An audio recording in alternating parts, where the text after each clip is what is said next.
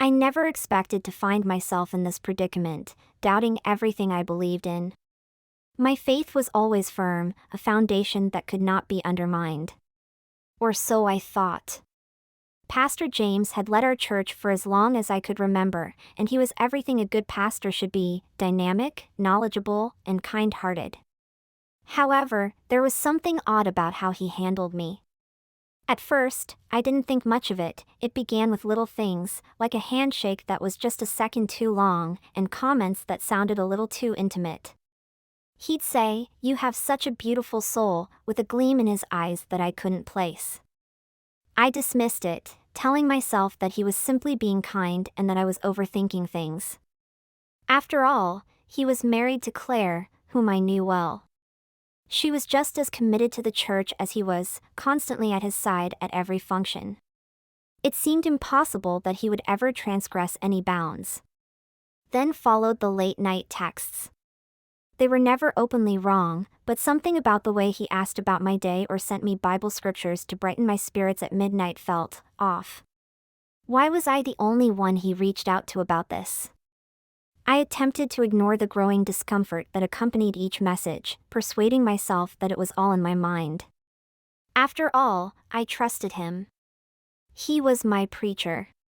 One Sunday after the service, Pastor James requested me to remain behind.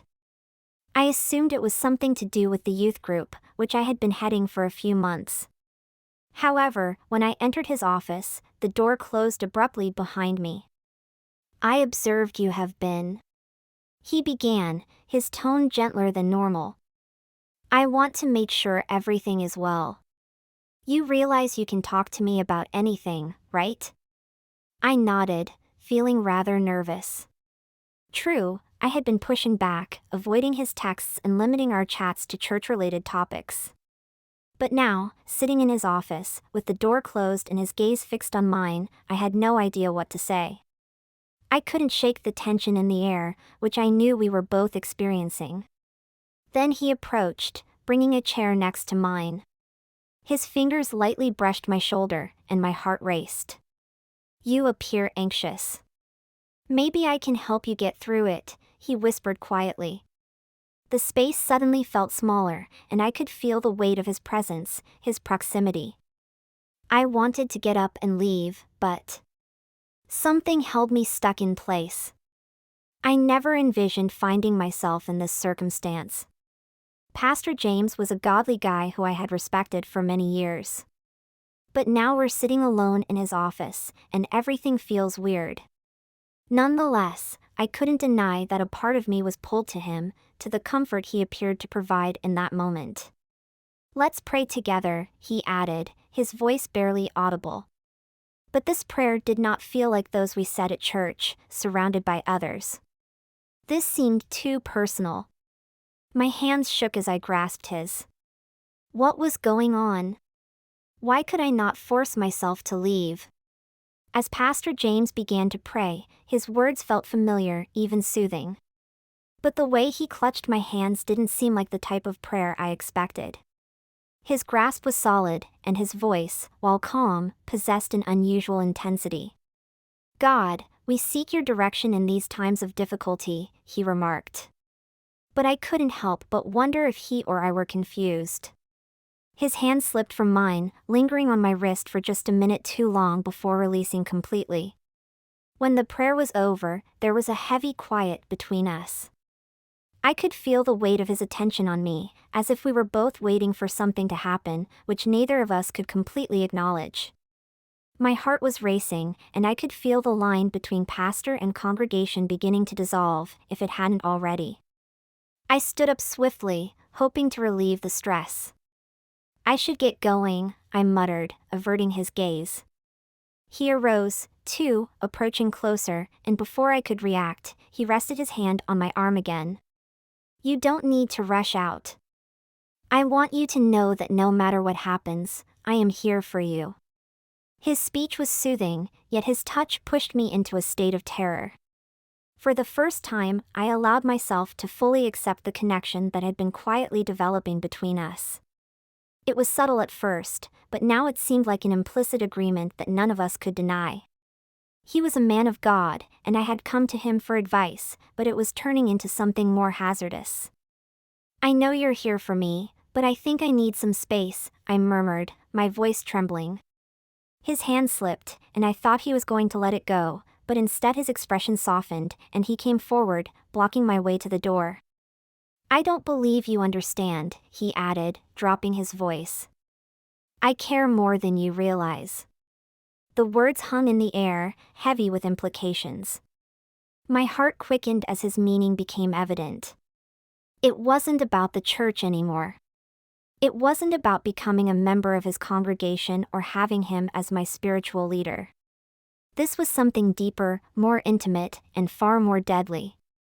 I needed to leave, I stated again, more strongly this time, but he would not move. His eyes probed mine for comfort, as if he wanted me to confirm what was going on between us. For a brief moment, I felt compelled to remain and see where this would lead, then reality hit me like a tsunami. This was more than simply a guy and a lady standing alone in a room. This was my pastor, the one who baptized me and taught on religion and morals every Sunday. And here he was, standing too near and uttering things that blurred the borders I had held dear.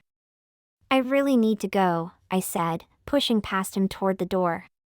He did not stop me this time, but I could feel his gaze on my back as I exited his office, my heart beating. As I walked into the hallway, the familiar noises of the church, the faint murmur of people chatting, and the creak of wooden pews, pulled me back into reality. But my interaction with Pastor James left me unsettled. I avoided him for days, staying to myself during services and sitting at the rear of the assembly rather than my customary position near the front. I ignored his texts and made excuses to avoid any appointments where we would be alone. But I couldn't ignore the sensations that had begun to develop within me, feelings I didn't want to accept existed. A week later, I received another text from him, but this time it wasn't a casual check-in.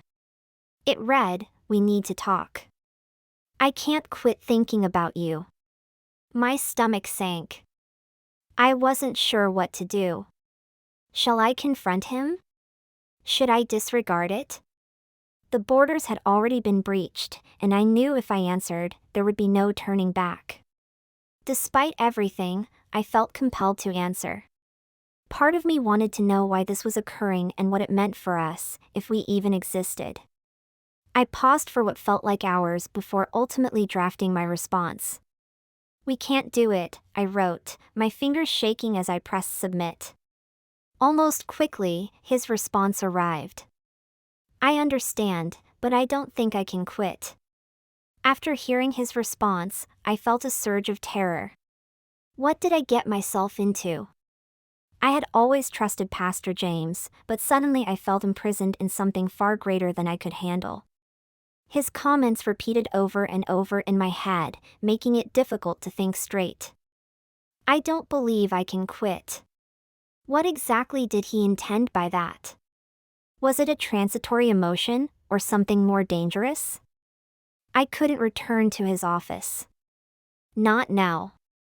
However, the more I attempted to remove myself, the more the issue consumed me. Every Sunday, I sat in the back of the church, avoiding his look, but I could feel his eyes on me. I stopped going to youth group meetings and avoided any church events where I could run across him. Despite my best attempts, I was unable to escape my inner anguish. Then, one evening, my phone vibrated again. Another communication from him. "Can we meet? Just to discuss. I need to explain myself." I looked at the screen, torn. A part of me wanted closure, some sort of finality to this catastrophe. But another part of me recognized that meeting him again, alone, was a risk I wasn't sure I wanted to accept. I left the message unopened, figuring he would get the point. However, a few days later, at church, he approached me. When our paths touched in the church corridor, it was faint, lasting only a second. "We really need to talk, please." His voice was low and almost plaintive. I could see the tightness in his face, the same anguish that I had been experiencing. He was not the confident preacher I was accustomed to seeing. He looked weak and troubled. Against my better judgment, I agreed to see him, but only in a public place. "We'll chat at the cafe near the church," I added, emphasizing that this conversation would not be held behind closed doors again. He agreed, and we decided to meet the next day. I arrived to the cafe first, my anxiety racing as I sat down at a tiny table near the window. A part of me hoped he wouldn't show up, that everything would blow over, and we could return to normal. But seeing him enter through the door made my heart sink. This was actually occurring. He sat across from me, and for a minute, neither of us talked. The tension between us was evident. Finally, he ended the stillness. "I'm sorry," he replied, barely above a whisper.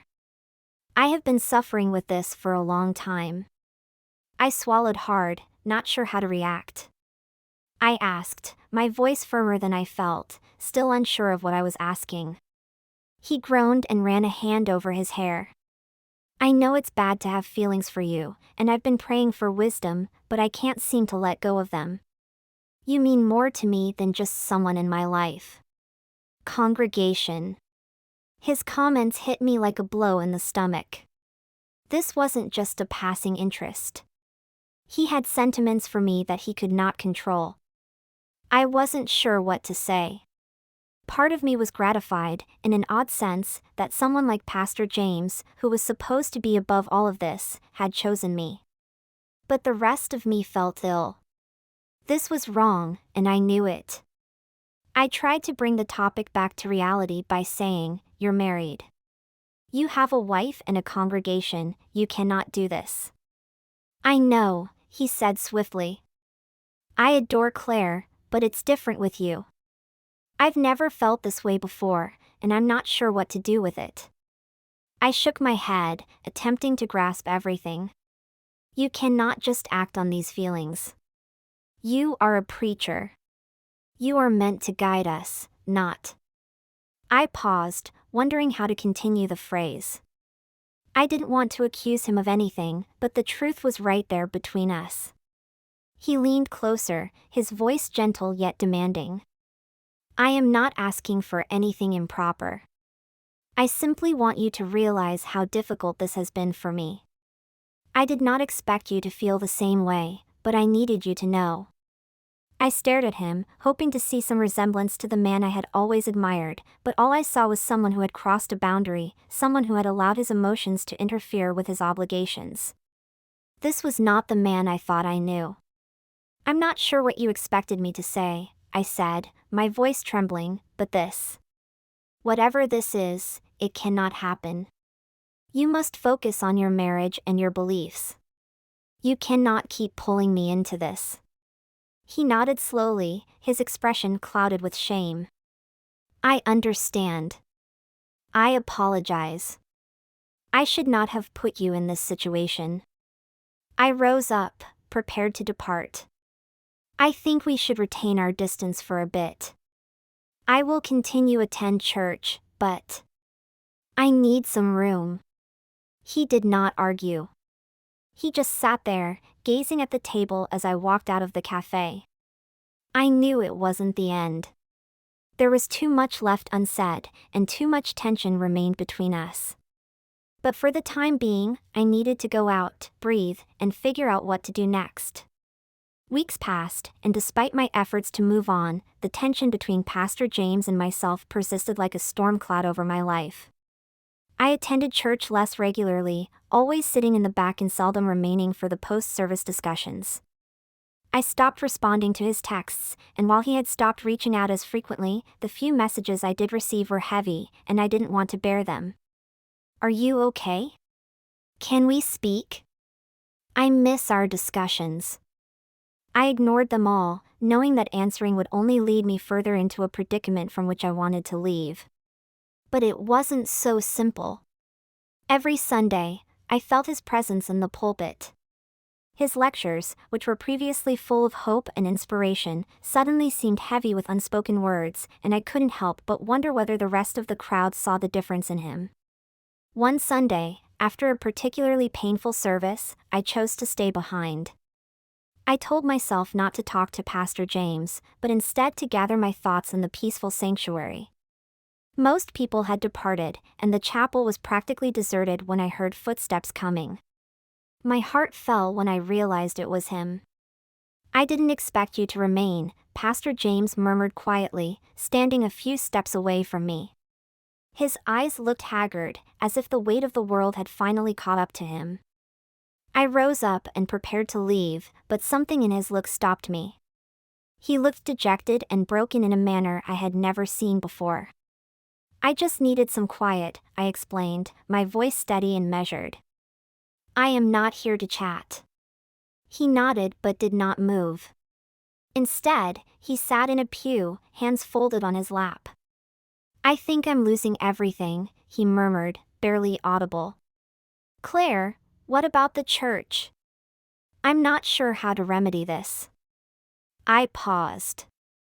A part of me wanted to go, to walk away and let him face with the repercussions of his actions, but another part of me, maybe the one that had always trusted him, felt sorrow for the guy who had served as my spiritual guide for so long. "You should talk to Claire, not me," I added softly. I know he sighed and ran his palm over his face, but I'm not sure how. I can't express what's going on in my thoughts. It's as if everything is going apart and I'm the cause. I could sense the weight of remorse in his remarks, which had been accumulating for weeks, maybe months. He wasn't only dealing with his feelings for me. He was wrestling with himself, with his responsibilities as a pastor, spouse, and man of religion. "You must accept responsibility," I replied, my voice stronger now. "This is about everyone who looks up to and trusts you. You can't keep believing that ignoring something would make it go away." He looked up at me, and for the first time in weeks, I recognized something in his eyes. The guy who had previously guided me through times of uncertainty and fear was still there, somewhere behind the chaos and upheaval, but I knew I couldn't be the one to save him. "You are correct," he responded after a lengthy pause. "I've tried to avoid it, expecting it will go away, but it hasn't. I've been selfish, and I've wounded others, including you." His words hung in the air, and I could sense the sincerity behind them. He wasn't justifying his behavior anymore. He wasn't attempting to draw me into his perplexity. He was finally acknowledging that he had crossed a boundary, and that there were repercussions. "I'm sorry," he said, his voice full of sorrow. "I never intended to hurt you. I let my emotions get in the way of doing what was right, and I know I can't take it back, but I need to make amends with Claire, the church, and myself." I nodded, feeling a weird sense of resolution in his remarks. It wasn't the conclusion I expected, but it was just what I needed. "I hope you do," I muttered gently before turning to go. "For everyone's sake." As I walked out of the chapel that day, I felt a weight lifted off my shoulders.